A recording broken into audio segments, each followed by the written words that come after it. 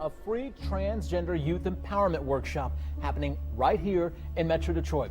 Here to share the details of this incredible event, Roz Keith, the president and founder of Stand With Trans, along with her son Hunter. Thanks for coming in this morning. I'll tell you what, talk to us a little and tell the viewers, what is Stand With Trans? Stand With Trans is an organization that we're really fledgling, was started in February. It's a nonprofit that supports transgender youth, and its mission is really to provide the tools so the kids feel empowered, supported, validated, and are able to really live as they're meant to live. And help the kids. And help, yeah. More absolutely. than anything.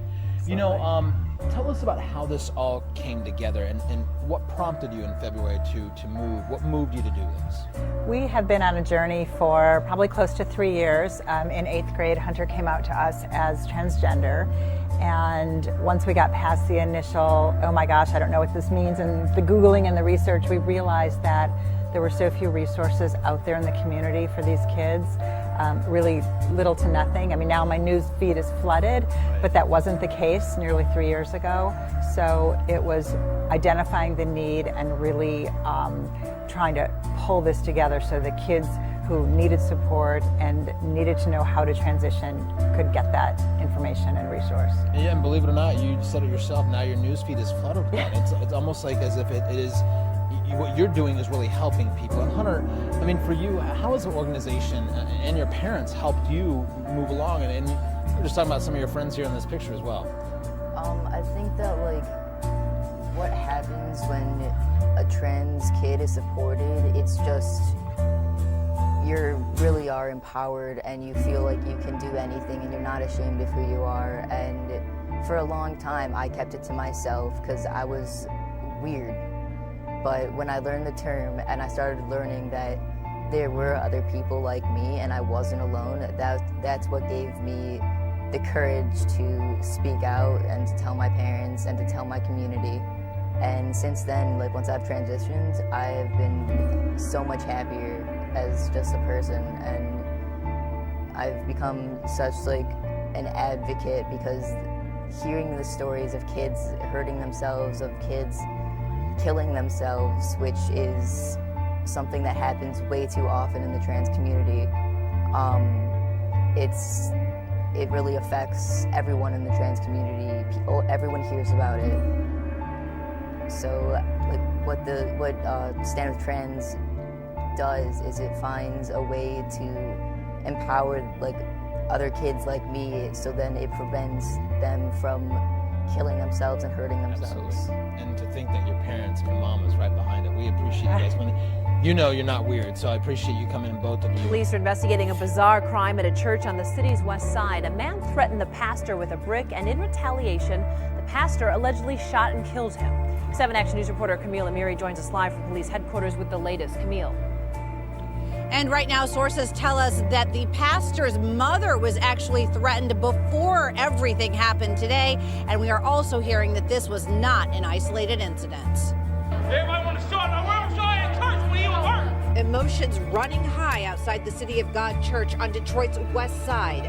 Witnesses refusing to talk to the media as police investigate a fatal shooting involving a man armed with a brick and the pastor of the church. This is the church where the shooting happened. We're told it happened during church service, and right now we haven't seen anyone come in or out of here yet this morning, but police have confirmed that they have questioned that pastor and he has been released. The man who was shot to death is pictured here, Deontay Smith, and his family says this shooting was not self-defense, but part of a much larger dispute. The pastor was having an affair with my nephew Deontay's wife. And this is the outcome of it all. Smith's family members tell 7 Action News Deontay and his wife had been having issues for some time. They say the pastor at the City of God ministry was someone Deontay counted on. He looked at his pastor as a father figure, you know what I'm saying, because he didn't have his.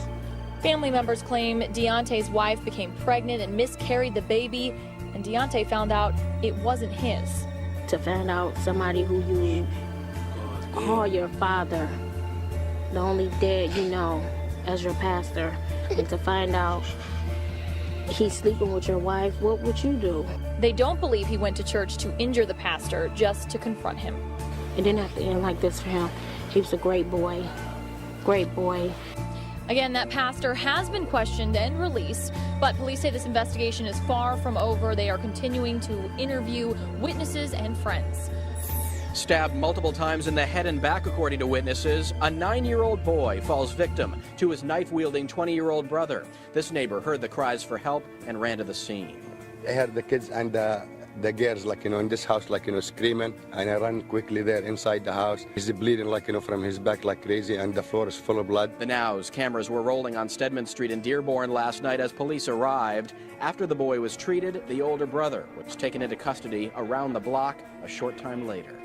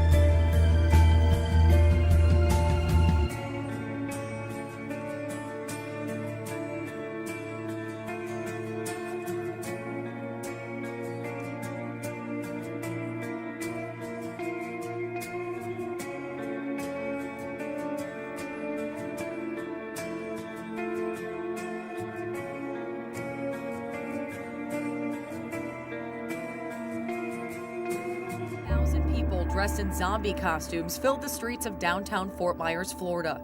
Many carried cell phones to capture ZombieCon festivities. What ended up being caught on camera was chaos. Witnesses say they heard anywhere from 8 to 10 gunshots. The guy followed right there. They're right there in front of me. I mean, right here, and the body's right there. Several videos posted to social media show participants running away from the scene. Fort Myers Police Lieutenant Victor Medico hopes the suspect's image was also caught on someone's cell phone. There was a lot of witnesses down here, a lot of people taking pictures, using their cell phones for video. Anything that could help us with this investigation would be greatly appreciated. Officers had a tough time in the early stages of the investigation with so many people dressed up in torn clothes and fake blood. 20-year-old Expavius Tyrell Taylor was shot and killed. He played football at ASA College in Miami. Friends began posting tributes on Facebook almost immediately. His sister, Amanda Andrews, says Taylor will be missed. He was an uncle to my kids. I have to explain to my 8-year-old that he'll never get to see him again because somebody took his life. 5 other people were injured. Police say they will all be okay. This is the second time in a week that a shooting has taken place in the downtown area. Some who attended ZombieCon have had enough. I definitely wouldn't bring myself here next year because I don't feel safe. A woman's doctor in Detroit is under investigation, suspected of performing illegal abortions. A local medical system has now also revoked that doctor's hospital privileges since police began investigating. Dr. Michael Arthur Roth first came under scrutiny after he hit a special needs child with his car, causing critical injuries. Police then found 14 containers of human tissue in his car, along with a large amount of a drug called fentanyl, used to for sedation and pain. Police have also searched that doctor's home. It's frightening to think that there's a physician out there that is behaving that way. It makes you wonder, why would he be carrying fentanyl in his car unless he's doing something at a clinic himself? And then, is the tissue being used for research or what? An abortion doctor in South Carolina was also arrested. Operation Rescue reports it was a well-known traveling late-term abortionist from Florida named James Pendergraft. Spartanburg County Sheriff Chuck Wright reports Pendergraft was arrested with surgical tools covered in blood and human tissue. He was also in possession of narcotics. Sheriff Wright accused Pendergraft of operating an illegal mobile abortion clinic. Operation Rescue reports his medical license in Florida was suspended. His wife was also arrested, charged with intent to sell marijuana out of the trunk of their car.